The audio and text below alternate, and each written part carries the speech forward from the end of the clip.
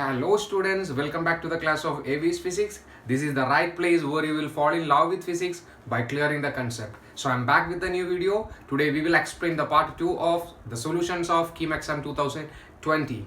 That 21st question was, two identical objects each of mass 50 kg are kept at a distance of separation of 50 centimeter apart on a horizontal table.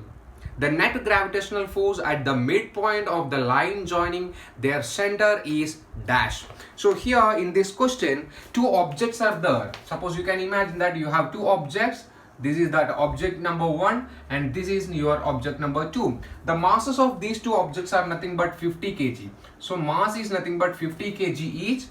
Both of that object having mass 50 kg, and these objects are separated by a distance, that a separation distance is also given. The separation distance is about 50 centimeter. So the question is nothing but that the net gravitational force at the midpoint of the line joining their center is. So you want to find out the gravitational force at the exact center of this line joining between these forces. So it is, suppose imagine that here. So how can you find out the gravitational force at the midpoint of the line joining between the masses? Suppose imagine that if you are keeping another object here, if you are keeping another object at the center of the line joining, you can imagine that the mass of this object is, suppose imagine that is 1 kilogram.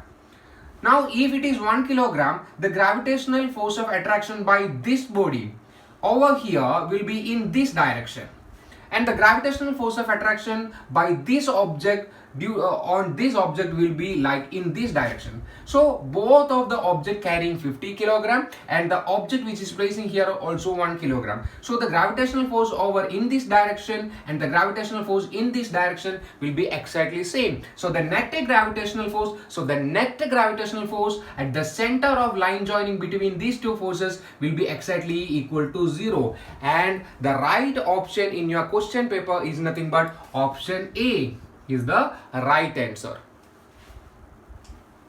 Okay students, now we are moving to the 22nd question. The question was, the ratio of weight of a body at a height of r by 10 from the surface of the earth to that at a point at a depth of r by 10 is dash. So in this question you want to find out the ratio between two weights, whereas the first weight is at a certain height from the surface of earth, whereas the second weight is at a depth from the surface of earth. So first you want to find out what will be the weight of those two bodies, then if you are dividing you will get the ratio. So before that you must know certain things here. So here if you observe the acceleration due to gravity at certain from the surface of earth, the acceleration due to gravity of an object at the surface of the earth can be written as, that is gs is equal to acceleration due to gravity at the surface of earth can be written as capital G capital M divided by r square, where G is the acceleration, that universal gravitational constant, M is the mass of the earth, and R is the radius of the earth. Suppose if that particular object is at a height of h, then this equation becomes, that is acceleration due to gravity at a certain height, h can be written as capital G capital M divided by R plus h whole square. Instead of r square we have a certain height also, that height is nothing but h, so the relation become r plus h whole square. Suppose you can say that this is equation number 1 and this is equation number 2. So if you are writing gs by gh, gh upon gs is equal to that is nothing but gm divided by r plus h whole square into what it become, r square divided by g into m. Gn and gm can be cancelled, and now you are getting this relation as gh upon gs is equal to r square divided by r plus h whole square, or the same relation can be also written as, that is gh upon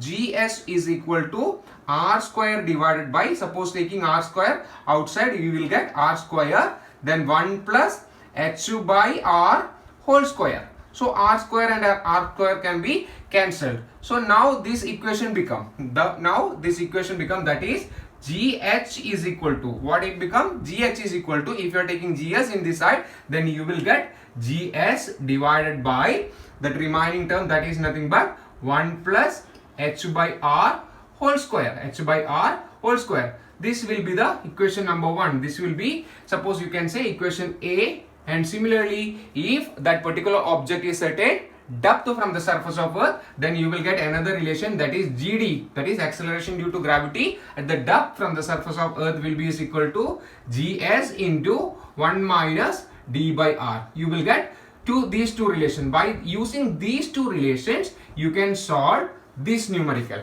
By using these two relations, you can find out the answer of this particular question. So here you are getting two height of that object is nothing but r by 10, that is given. Similarly depth is also given, that is equal to, that is also r by 10. So now you have to substitute these two values here, you will get the answer. What is mean by weight? What is actually weight?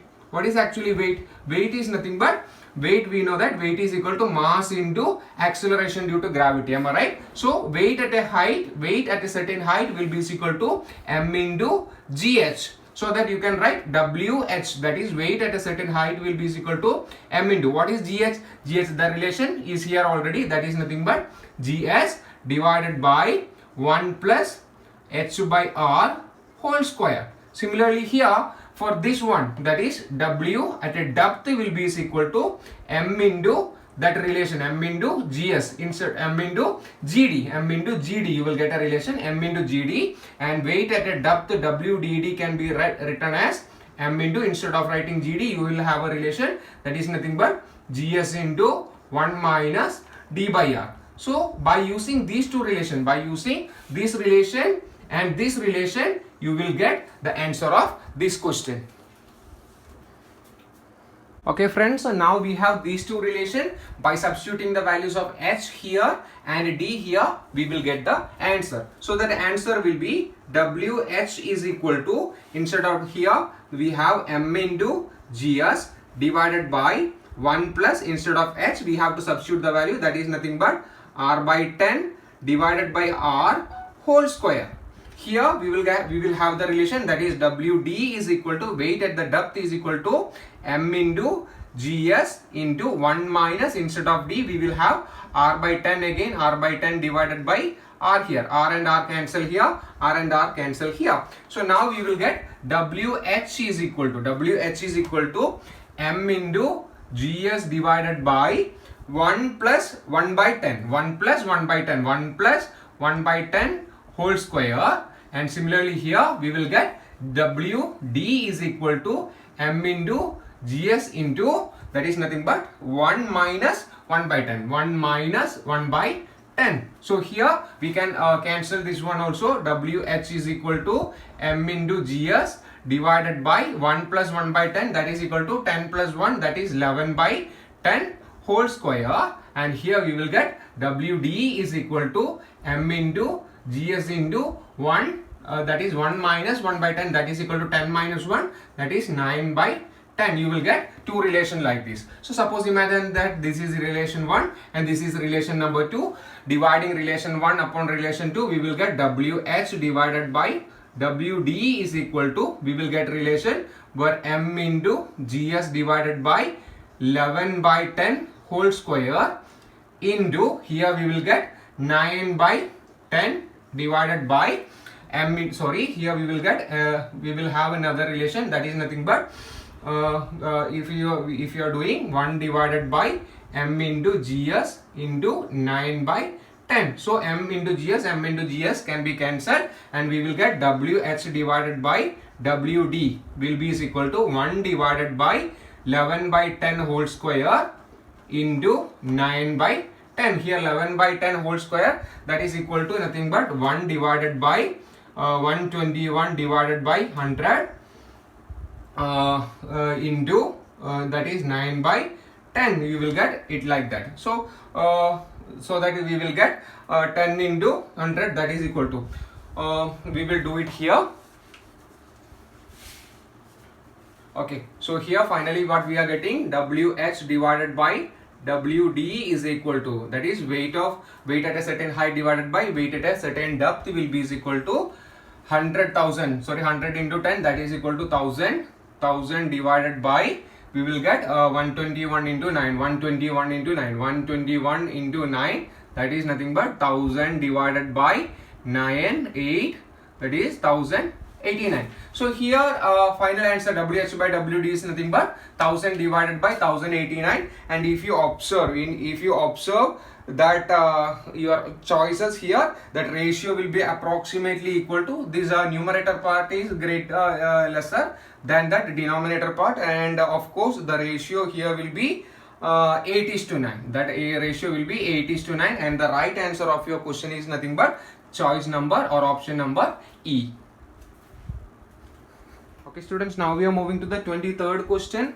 The 23rd question was, three thin wires of equal length are suspended from the top of a roof.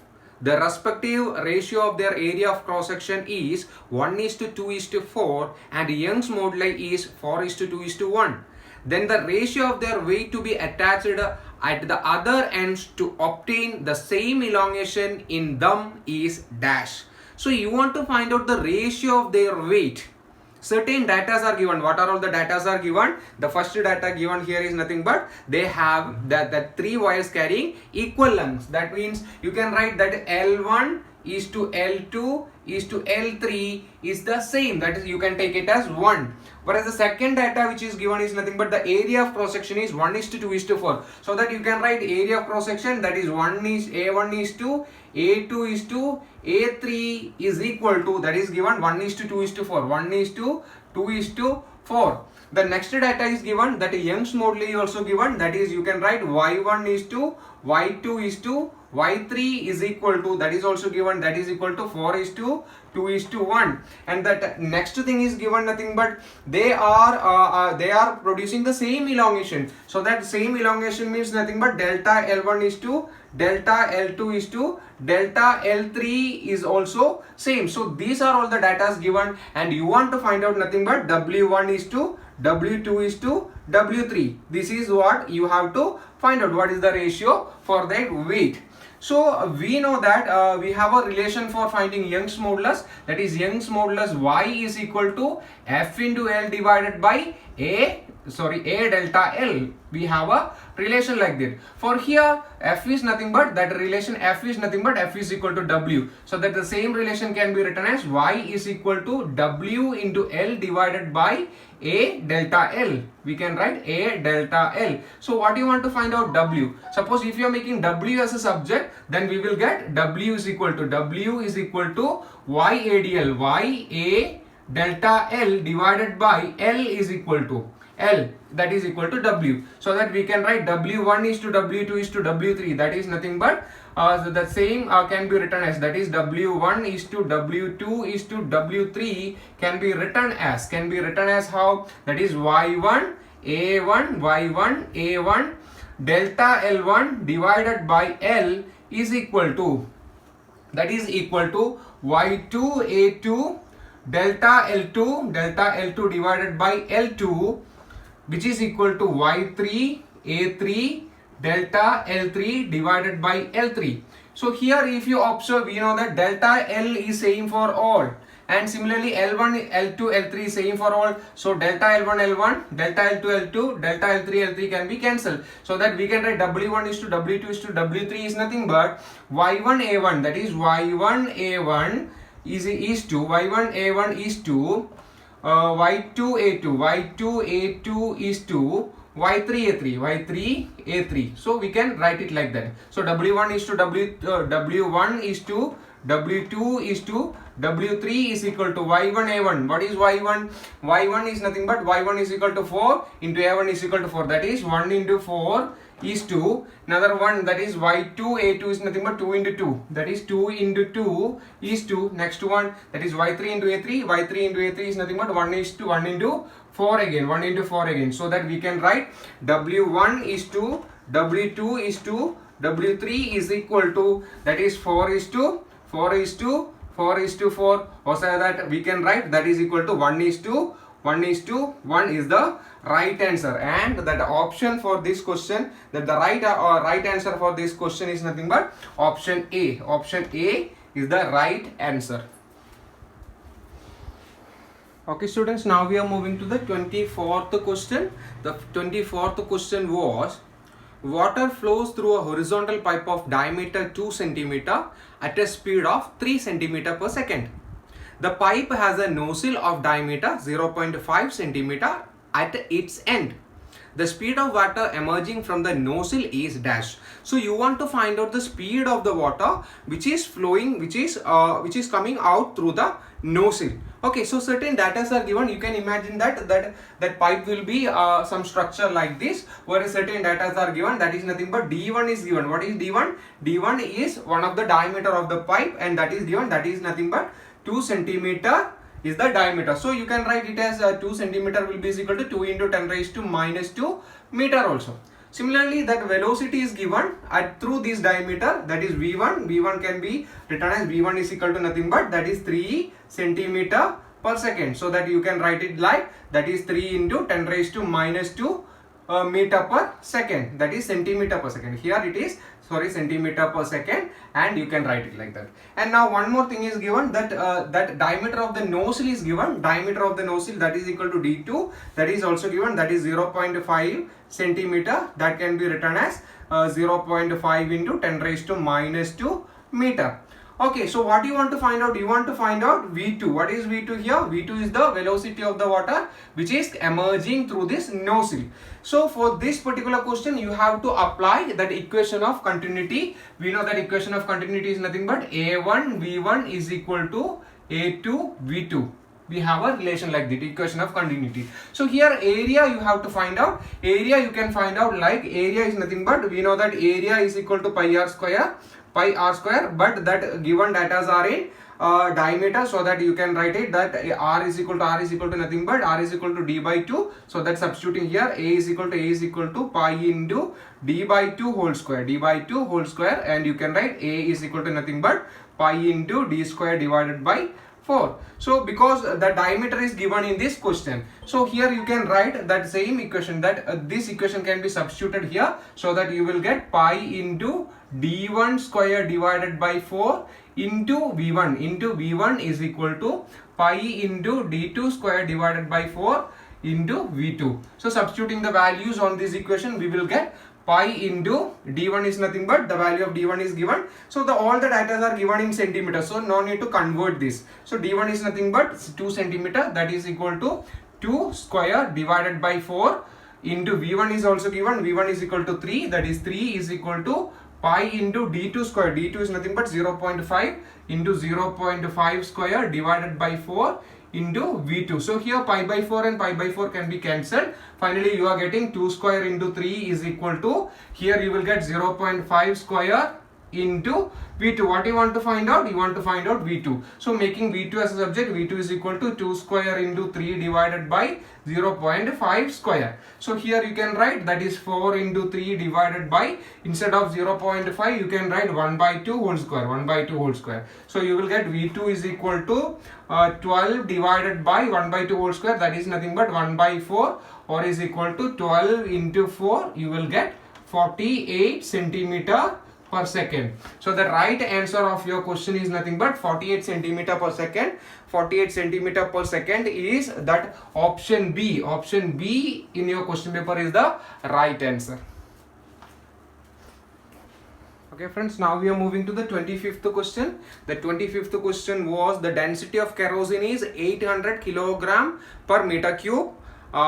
Its relative density is dash. You want to find out the relative density. What you want to find out? You want to find out relative density of kerosene. That is, the relative density is nothing but density of that particular thing, a particular substance, divided by density of water. This is the relation. So here rho is given. Rho is equal to nothing but 800 kilogram per meter cube, or kilogram meter raised to minus 3. So density of water that we know, that is nothing but 1000 kilogram meter raised to minus 3. So substituting these two values in this relation, we will get relative density of kerosene is equal to 800 divided by 1000, and of course you will get that is equal to 0.8. Since it is a ratio of two densities, there won't be any unit. That right answer of your question is nothing but 0.8, and that option number is nothing but option number is D. Option number D is the right answer for this question. Okay students, now we are moving to the 26th question. The 26th question was, a solid sphere of volume V experiences a viscous force capital F when descending with a speed v in a liquid.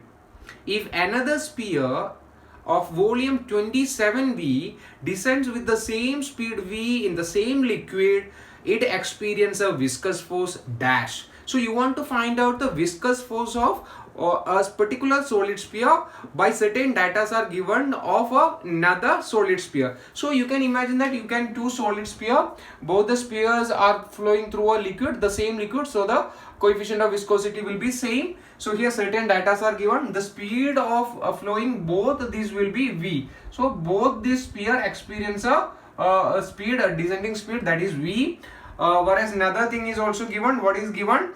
That volume is given. For this one the volume is equal to capital V, whereas this one the volume V dash, the volume will be nothing but 27 times of the volume of the first sphere. So and one more thing also given, that force experience on this one is given, that is capital F, and suppose you can say that the force experience on this one can be taken as F dash. So here you have to apply Stokes theorem. So according to Stokes theorem, that viscous force F is equal to 6 pi eta into R into V. This is the Stokes theorem. So here we know that 6 pi eta is a constant, eta is coefficient, both same for the same liquid. So here it is constant. So here certain things are given. Suppose you can say that this is equation number 1. So here volume is given, volume of this one is V and volume of this one is nothing but 27V. What is volume of a sphere? That is nothing but 4 by 3 pi r cube. Am I right? 4 by 3 pi r cube. So here we can say that the volume of this one, volume of this one is 27 times the volume of first one. So that volume here can be written as, V is equal to, that is 27V. We can write 27 into V, 27V. Volume of this one is nothing but 27V. That can be written as 4 by 3 pi into 27 r cube. Am I right? So here 27 r cube can be written as a new radius, that is nothing but 27V is equal to 4 by 3 pi into r cube, that is r cube. So here 4 by 3 and 4 by 3 cancel, so that we can write r cube is equal to, so that we can simply that r cube is equal to 27 small letter r cube. So if you are taking a cube root in both sides, we will get r is equal to cube root of 27, that is equal to 3, cube root of r cube, that is equal to r. So r is equal to 3r. We got another relation. So apply Stokes theorem for this sphere also. Stokes theorem is nothing but F is equal to 6 pi eta Vr. So that applying Stokes theorem, we will get the viscous force of this one, that is F dash is equal to 6 pi eta is saying, that is constant, and r into V. R is nothing but, now we have r, that r is equal to 3r, that is equal to 3r into that is speed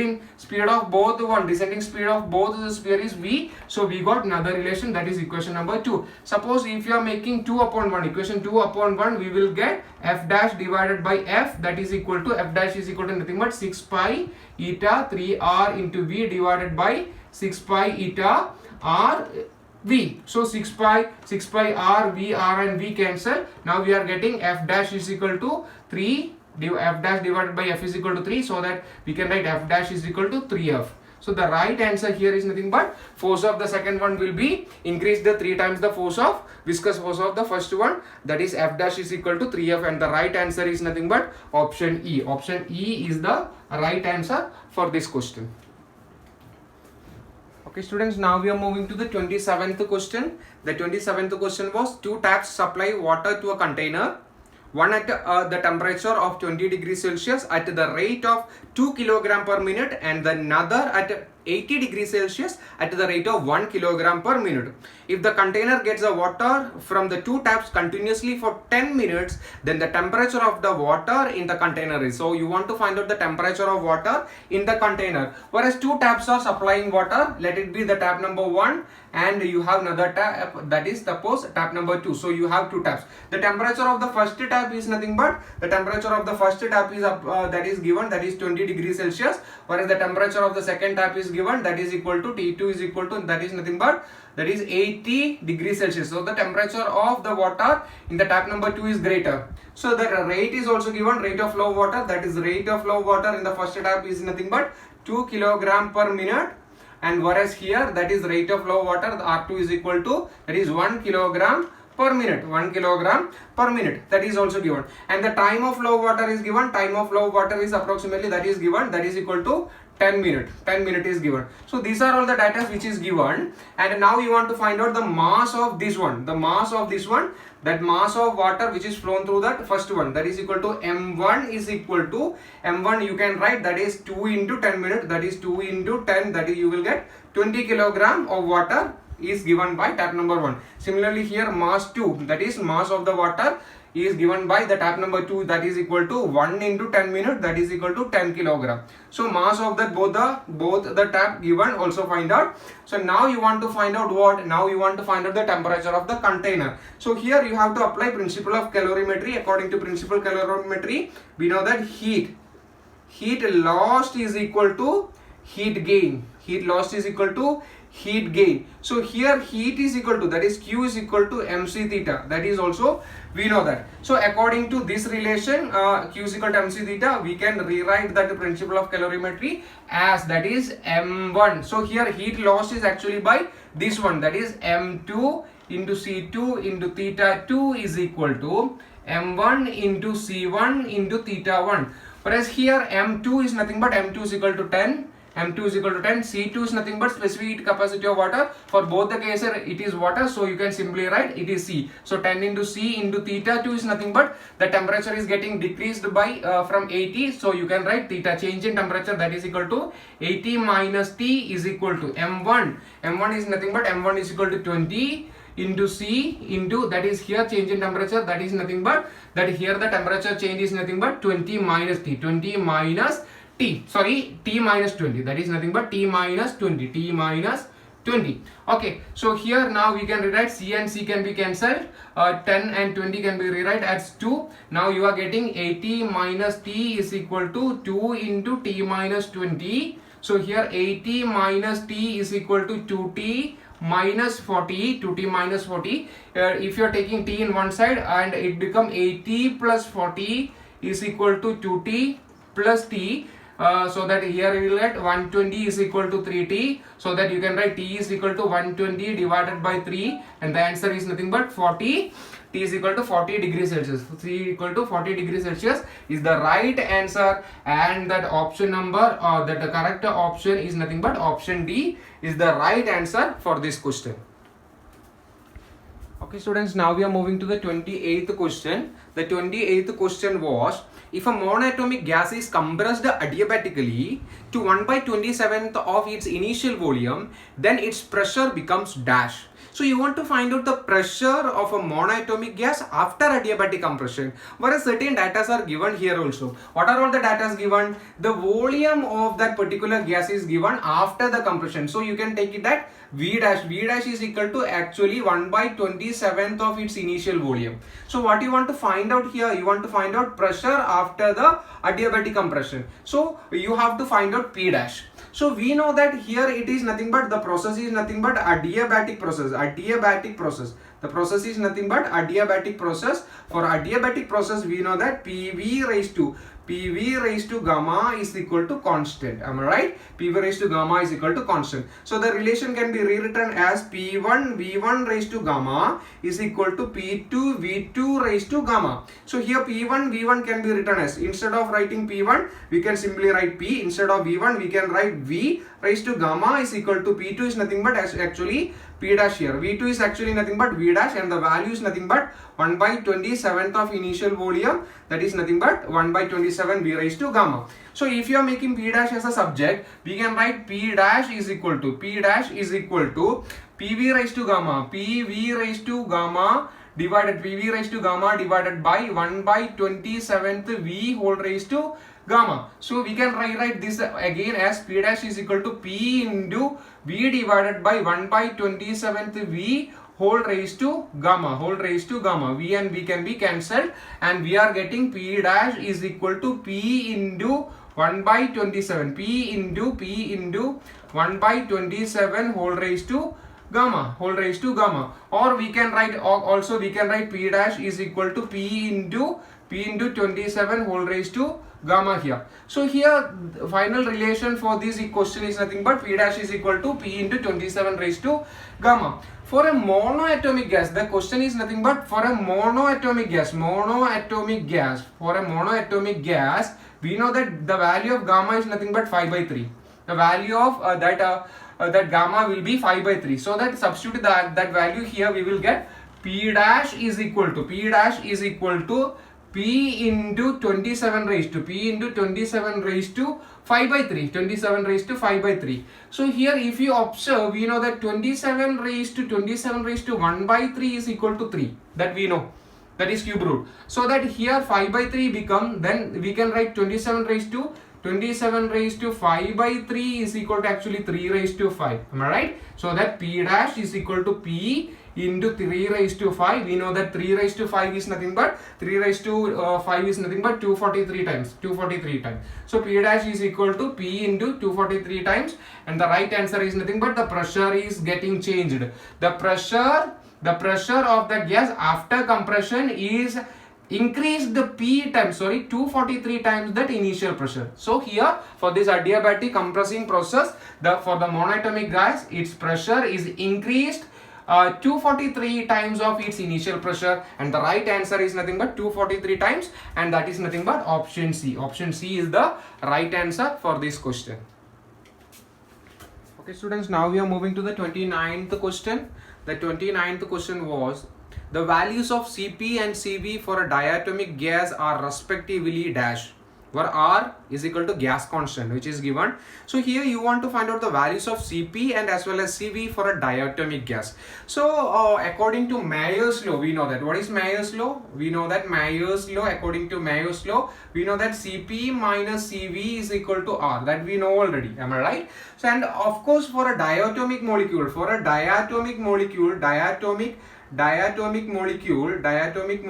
we know that a degree of freedom for a diatomic molecule is 5. How it become 5? It have 3 translational degree of freedom, and as well as it have 2 rotational degree of freedom. 3 translational and 2 rotational degree of freedom. So that of course its a degree of freedom for a diatomic molecule is 5.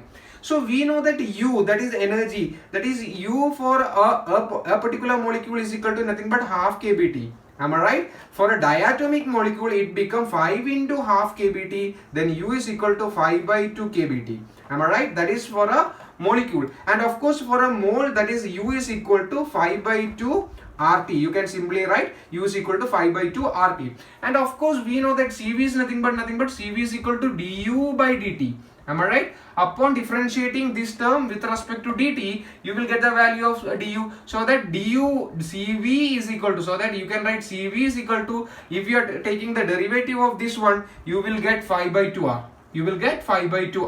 So you got the values of Cv here, and now you want to find out the values of Cp. According to this relation, we can write Cp is nothing but Cp is equal to R plus Cv. So that Cp is equal to nothing but that value of Cv that already we got, and R plus 5 by 2R, and that is nothing but you will get Cp is equal to 2R plus 5R divided by 5R divided by 2, and Cp is equal to 7 by 2R, and Cv is equal to that is 5 by 2R. So the right answer for this question is nothing but Cv is equal to 5 by 2R and Cp is equal to 7 by 2R, and the right answer is nothing but Cp and Cv values is nothing but that option number E.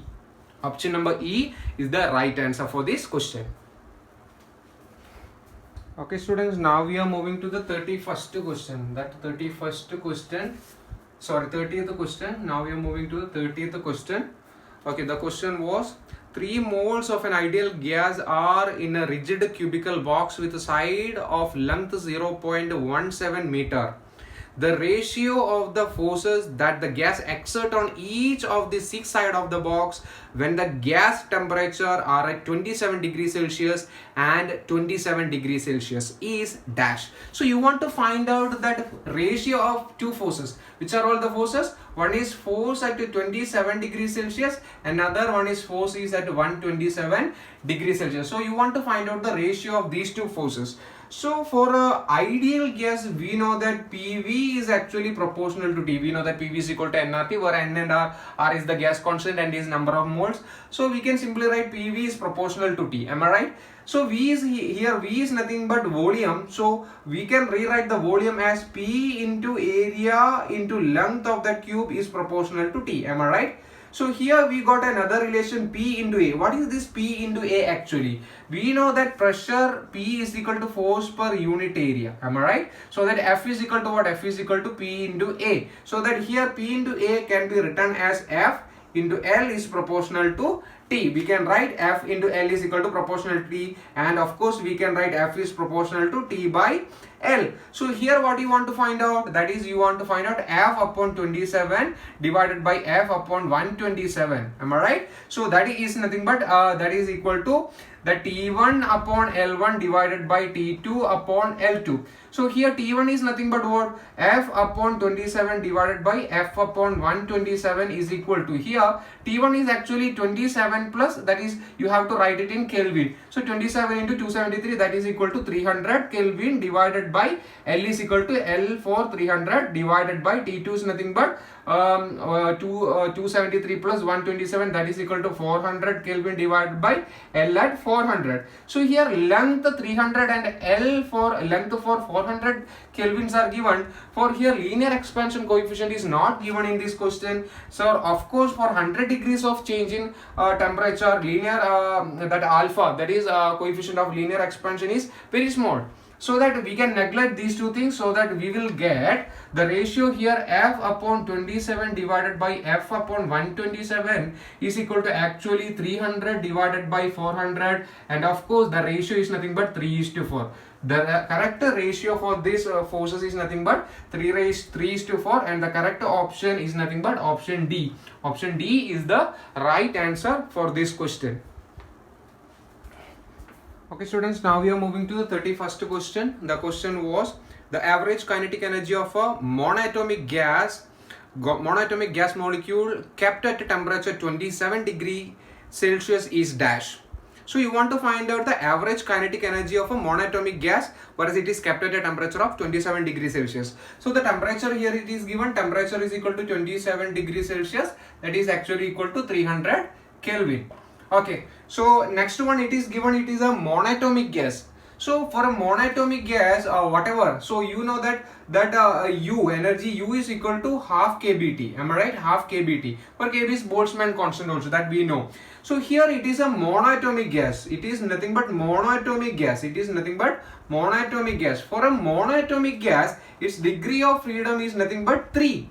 Its degree of freedom is 3. So its total energy is nothing but energy is nothing but U is equal to 3/2 kBT. 3/2 kBT. So we know this relation. So now what you have to apply? You have to substitute the values over here. You will get the answer. So U is equal to 3/2 into, that is kB, Boltzmann constant, that is also given here, that is nothing but 1.3 into 10 raised to minus 27, that is given here. 10 raised to minus 23 is given, and T is nothing but T is equal to 300.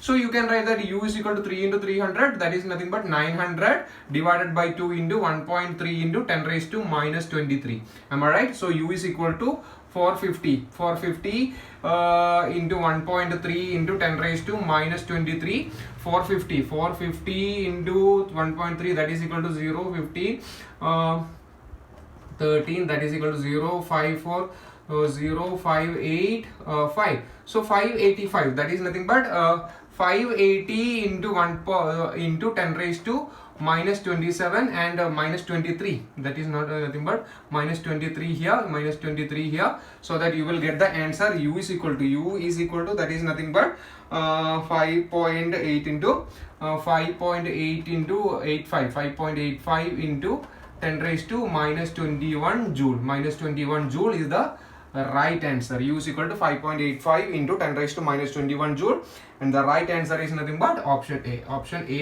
is the right answer for this question. Okay students, now we are moving to the 32nd question. 32nd question. And the question was, a traveling wave in a medium is given by equation y is equal to a sine omega t minus kx.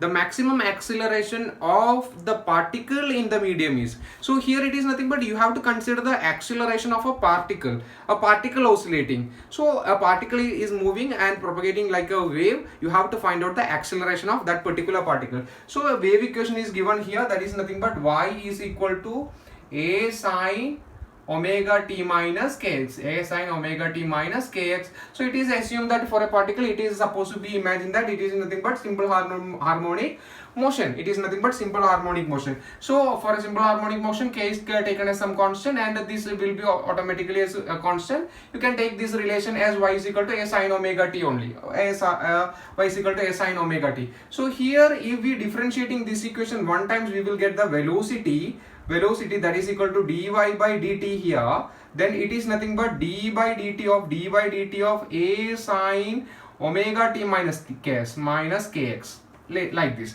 So if you are differentiating this one, we will get the result is equal to a into omega derivative of sine, that is nothing but cos into omega t minus kx. You will get it like that. So dy by dt you will get it like that. And acceleration, if you want to find out acceleration, then you have to square it, d square y by dt square. Then this relation will be equal to d square y by dt square is equal to nothing but d by dt of this relation, that is nothing but a omega cos omega t minus kx.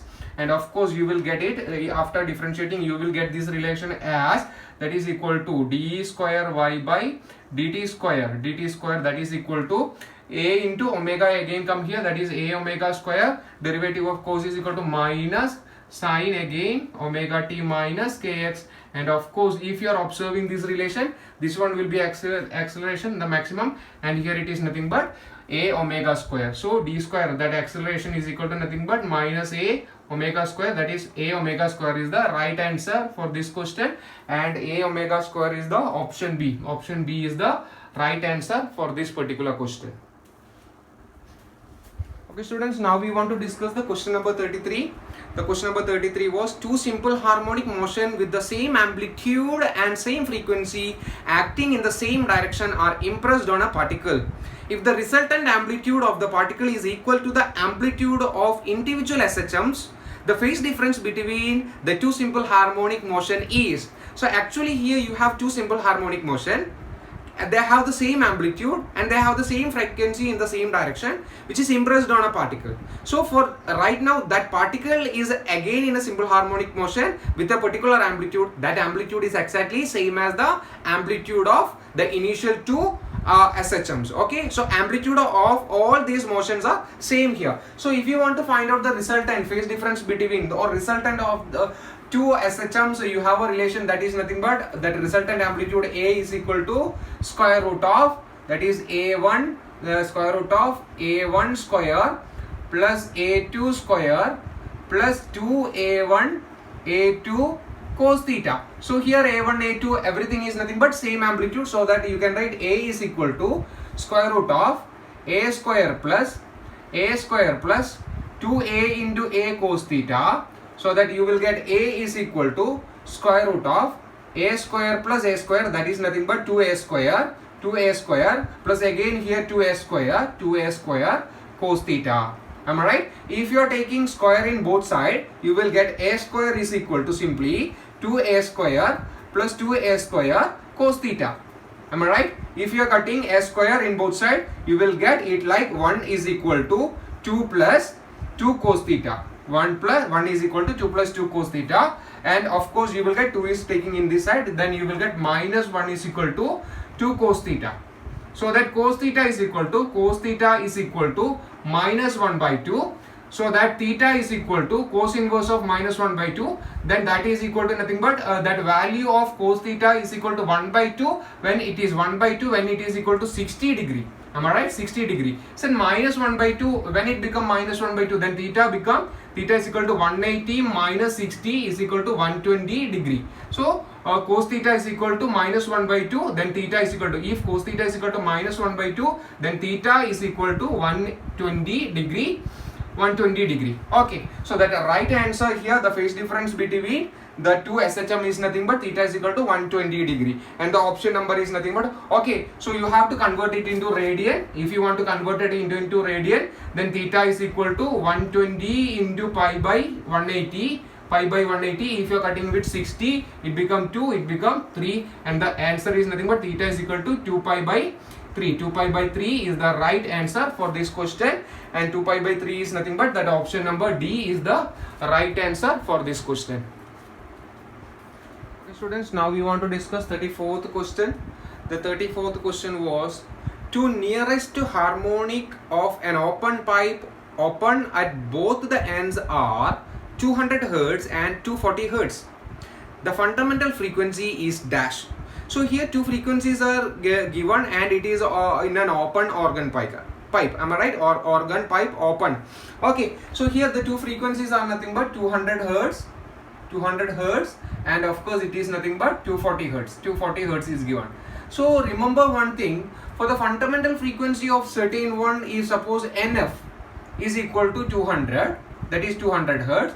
Then of course n plus 1 the fundamental frequency is nothing but 240 Hz, because it is an open organ pipe. Am I right? It is an open organ pipe, and all the frequencies are available, of course available in a open organ pipe. Okay, so if it is like that, then the fundamental frequency here, the difference will be nothing but n plus 1 f minus nf is equal to 240 Hz minus 200. And of course n plus f, that is nf plus f minus nf is equal to 40 here. So nf and minus nf cancel, then f is equal to 40 Hz. So the fundamental frequency over here for this question is nothing but 40 Hz, and the right answer is nothing but 40 Hz, and that is option number A. Option A is the right answer for this question. Okay students, now we want to discuss the question number 35. And the question was, two strings of the same material and same length are given equal tension. If they are vibrating with the fundamental frequencies 1600 Hz and 900 Hz, then the ratio of their respective diameters is. So you want to find out the ratio of their diameters. They are made up of same material, they have the same length and applied the same tension on it, and they are vibrating with the two different fundamental frequencies 1600 and 900 Hz. You want to find out the ratio of their diameter. So suppose imagine that the frequency of the first one is nothing but 1600 Hz. The second one frequency is nothing but that is 900 Hz. These are the two data which is given here. And suppose you can imagine that for a wave, we know that its velocity is nothing but velocity is equal to frequency into lambda. So that we can write frequency of that wave f is equal to, we can write that f is equal to v upon lambda. So suppose you can imagine that it is an equation number 1. This will be equation number 1. So here v is equal to, for this kind of wave, for a stretched string, the velocity of their wave, v can be written as, that is nothing but square root of t by mu. Let it taken as equation number 2. And of course for a stretched string, suppose like this, for a stretched string like this, then the fundamental frequency of this one and like this will be in between that, and the length of this wave L is equal to actually lambda by 2. So that lambda is equal to actually nothing but 2L. Let us imagine that this is equation number 3. So now substitute equation 2 and equation 3 in equation 1. You have to substitute equation 2 and 3 in equation 1. Then we will get f is equal to, frequency f is equal to, you can write v is equal to nothing but v is equal to square root of, lambda is equal to nothing but 2L, lambda is in the denominator part, 1 by 2L into square root of, that is v is equal to nothing but t by mu. you will get a relation like this. So but here you want to change the relation of frequency in terms of diameter, because you want to find out the ratio of their diameter, but that frequencies are given. So you have to convert the relation here for the structured string into the term of diameter. So here we know that mu is equal to actually mass by length. Am I right? Mass by length. So here mass is equal to nothing but volume into density. You can write volume into density. Whereas volume is nothing but volume is equal to area into length into density. Area into length. So that this relation can be written as substituting these two values over here, we will get F is equal to, you can simply write 1 by 2L into square root of T divided by, here instead of mu, what you have to write? Instead of mu, you have to write M divided by L.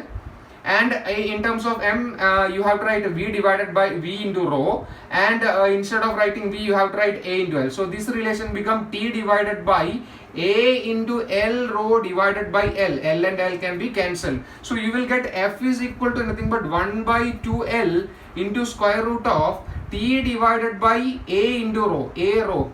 What is A actually here? A is actually nothing but A is equal to area, and you can write area is equal to pi d square by 4. You can write that pi d square by 4. So that this relation can be also written as F is equal to 1 by 2L into square root of T divided by pi d square divided by 4 into rho. So suppose if you observe this relation, all these things are constant here, and you can simply say that F is equal to frequency F is actually proportional to 1 by d square, 1 by square root of d square, or you can write F is equal to frequency is proportional to 1 by simply d. So from this relation you can write F1 D1 is equal to F2 D2 here, and if you want to find out that relation between D1 upon D2 that is equal to F2 upon F1. What is the value of F2 here? F2 is equal to actually nothing but 900 Hertz divided by 1600 Hertz. If you cancel this, then D1 is to D2 is equal to nothing but actually 9 is to 16 is the right answer here. So that ratio between the diameter of those two structured string D1 is to D2 is nothing but 9 is to 16, and the right answer is nothing but option number E. Option E is the right answer for this question. Okay students, now we are moving to the 36th question number 36, and the question was an object moving in a straight line with a velocity 100 meter per second. So here you have an object like this which is moving. You can call it as a source. That source is moving with a particular velocity. Suppose the velocities of this particular source can be taken as Vs, and the value of this is nothing but that is approximately that is given 100 meter per second. That is given. Okay, and now goes past a stationary observer. So this is actually goes past a stationary observer here. So you have an observer that is nothing but that velocity of the observer is nothing but 0 meter per second, that is stationary actually. So after that, what happened? If the object emits a note of 400 Hertz while moving, the change in the frequency noted by the observer as the object goes past him. So here we have actually two cases. One is that object is moving towards this, and when that object is moving and the source is moving past to this observer, what will be the change in frequency which is noted by the observer here. So certain data are given here. We can note down what are all the data which is given here. That is velocity of that source is given. That is equal to 100 meter per second, whereas the velocity of that particular object, that observer is given, that is velocity of the observer that is equal to 0 meter per second, because that object is actually observer is actually stationary. Now that frequency noted by the observer, when the source is moving towards that observer is noted, that is about 400 Hertz. What you want to find out here? You want to find out delta F, that is change in frequency over here. You have to find out. And one more thing is also given, speed of the sound in air is noted. that is you have to take, that is V you have to take, that is 300 meter per second here. So you have to find out the delta f, change in frequency. So one thing you have you have to consider two cases, and you have to find out the apparent frequencies here. One is when that source is moving toward the observer, and another one is when the source is moving past to the observer. So if you want to if you find out that apparent frequencies of both these cases, then if you are if you are finding the difference between those two frequencies, you will get delta f. So here to find out this, you have to apply Doppler's effect. Doppler's effect, you have to apply Doppler's formula. What is Doppler's formula? Doppler's formula. What is Doppler's formula here? That is nothing but F1 is equal to F0 into, what is that? V plus V0 divided by V plus Vs. What is that? V plus V0 divided by V plus Vs is the right formula. Okay. So here now for the case number one, over here, that is nothing but when that source is moving towards the observer, then F1 is equal to, you can say F is equal to F0. Now F1 is equal to nothing but F1 is equal to F0 into V plus V0. What is actually V0? V0 is equal to 0. So it becomes simply V divided by V plus Vs is here. So V is actually nothing but, V is the velocity, that is which is that velocity of sound in air, and Vs is nothing but the velocity of that source, compared to this this observer. So it is moving in this direction, so you have to take it as minus Vs. So minus Vs. You got first relation. Now we have to discuss the case number 2. Case number 2. What is case number 2? Now this source is in this direction. Now the source is in this direction. It is moving in this direction.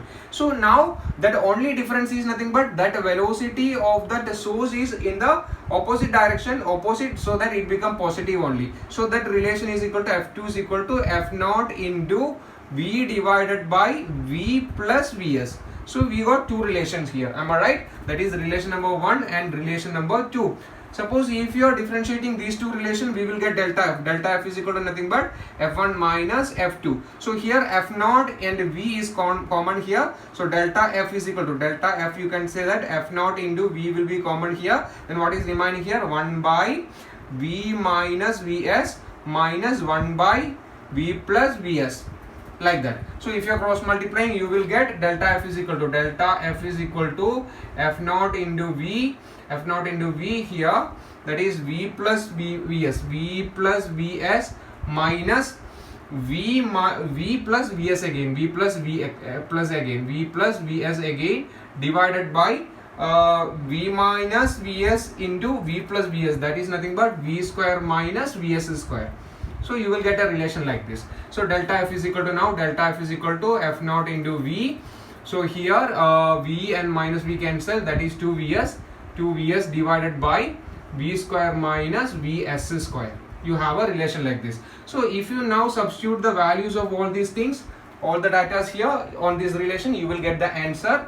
That is delta f is equal to, that is you can write delta f is equal to F0, that is nothing but F0 is equal to 400, that is 400 into V is nothing but 300 into 2 into Vs, that is 2 into Vs is nothing but 100, that is equal to 2 into 100, divided by V square minus Vs square. V square is nothing but 300 square minus Vs nothing but 100 square. So delta f is equal to that is equal to 12 into 10 raised to 4. 12 into 10 raised to 4, it become 200. If you are taking 100 common here, then 100 square, then minus, that is equal to, that here we will get 3 square, that is equal to 9, minus 100 square, that is equal to 1, that is equal to 8. So you will get into 8 here.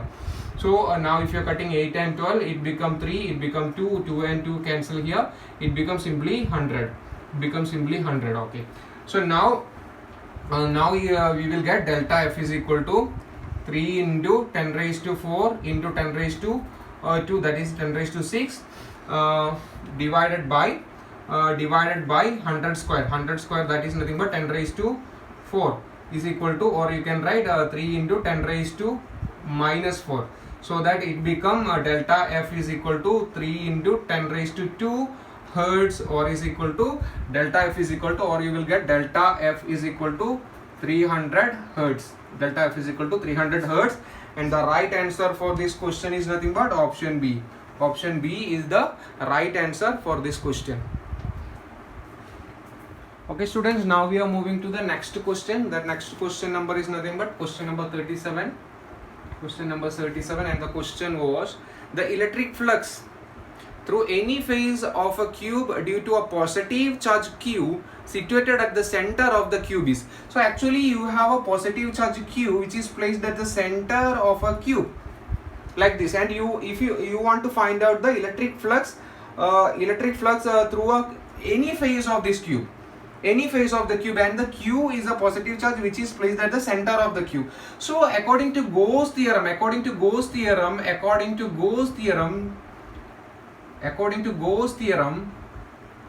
we know that electric flux phi is equal to 1 by epsilon times the net charge enclosed by the system. Am I right? That is phi is equal to phi due to cube. Phi due to whole cube is nothing but that is equal to Q by epsilon naught.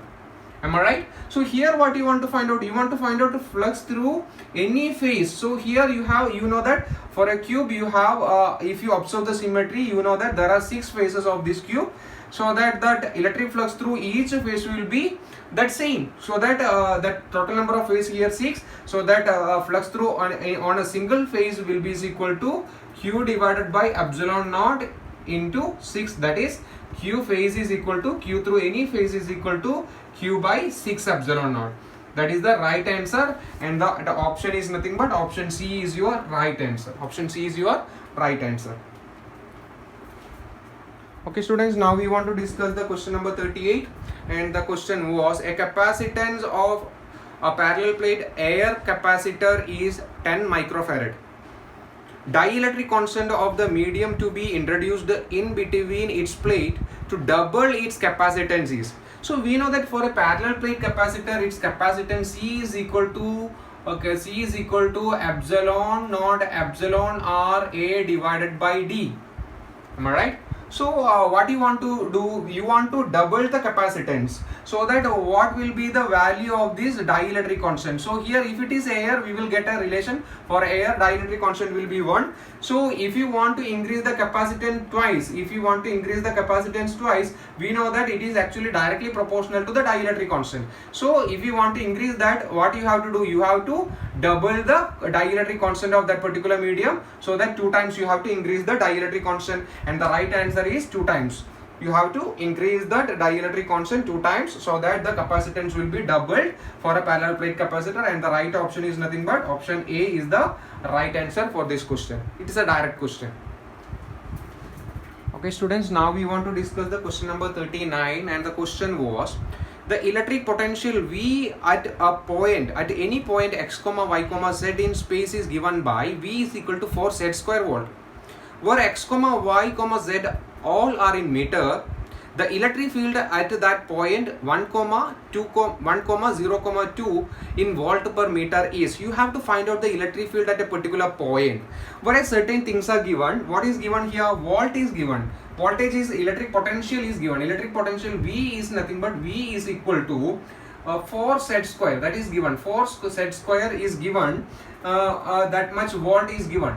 So this is given here, and that you have to find out the electric field at the point. You have to find out the electric field at the point, that is 1, 0, 2. So you have to find out the electric field at this point, whereas what is given here, electric potential is given. So that can you connect electric potential with electric field by using any relation? Yes, of course we have a relation, that is a negative gradient relation. That is nothing but electric field E is equal to minus dV by dl. That is nothing but negative of the gradient. That we have a relation like that. So here we can write E is equal to minus into dou V by dou x of I plus dou V by dou y of j plus dou V by dou z of k. we have a relation like this for finding electric field. So now you have to substitute the values of electric potential for this relation. Then you will get E is equal to minus dou V. Here V is nothing but V is in the form of Z. So the only constant here it is Z. Only the variable is Z, whereas this is all constant. So this term becomes 0I plus here Y is the variable, rest of all constant. So this is also becomes 0J plus, but here you can see, if you observe this one, then dou V is nothing but dou into 4Z square divided by dou Z into K. Z is the variable, and that numerator part is also in the variable form. So the derivative of this term become that is electric field E is equal to, this term become 4 into 2Z K. So that the answer of this one will be electric field. Answer of this electric field E is equal to 4 into 2, minus here. So minus 4 into 2, that is equal to minus 8ZK. Minus 8ZK is the answer for electric field. So but you want to find out the electric field at this particular point. So what you have to do, this term is electric field is actually in the term of K, that is unit vector K. So that position X and Y you have to eliminate, you can neglect, whereas you have to substitute that 2 only. So electric field at this particular point, electric field will be 2 into minus 8ZK and minus 8ZK, and you will get minus 8K. You will get E is equal to minus 16K. E is equal to minus 16K. This is the right answer. But in your question paper you can see that there won't be any answer, direct answer for this one. That answer will be like this, a small statement that option A is nothing but 16. The value of electric field will be of course 16, and the direction is shown negative. So that option A is nothing but 16 along the positive Z axis. So it is not along the positive Z axis, it is in the negative Z axis. Okay, so that option B, you can go to the option B. Option B is nothing but 16 along the negative Z axis. So this is the right answer. So that value of electric field will be 16, and that is in the negative Z axis. So the option B is the right answer for this question. That is nothing but 16 along the negative Z axis. Students, now we want to find out that answer for the 40th question. The question was, the work done in moving a point charge of 10 microcoulomb through a distance of 3 cm along the equatorial axis of an electric dipole. So you want to find out the potential along the equatorial axis of an electric dipole. So here you can see that you have a dipole, a positive charge and a negative charge is separated by equal and opposite charges separated by a small distance of 2a, and you are finding out the potential at the point P. Potential at the point P, where P is nothing but P is on the equatorial axis of this particular dipole. So that separation distance over here, that separation from center of the dipole to that particular point on the equatorial axis P is shown as R. So this distance AP will be equal to square root of R square plus A square, R square plus A square. Similarly here also it will be square root of R square plus A square. So now we want to find out the potential over this point. So potential over this point will be V is equal to V1 plus V2. What is V1? V1 is the potential due to minus charge, and V2 is the potential due to plus charge. So here you can say that V is equal to 1 by 4 pi epsilon naught Q by AP, minus Q by AP plus 1 by 4 pi epsilon naught Q by BP. So that here BP. So you can say that here V is equal to 1 by 4 pi epsilon naught minus Q by square root of R square plus A square plus 1 by 4 pi epsilon naught Q by R square root of R square plus A square. So this term and this term will be cancelled, and we will get V is equal to 0. So here that potential at any point over the equatorial axis of an electric dipole will be 0.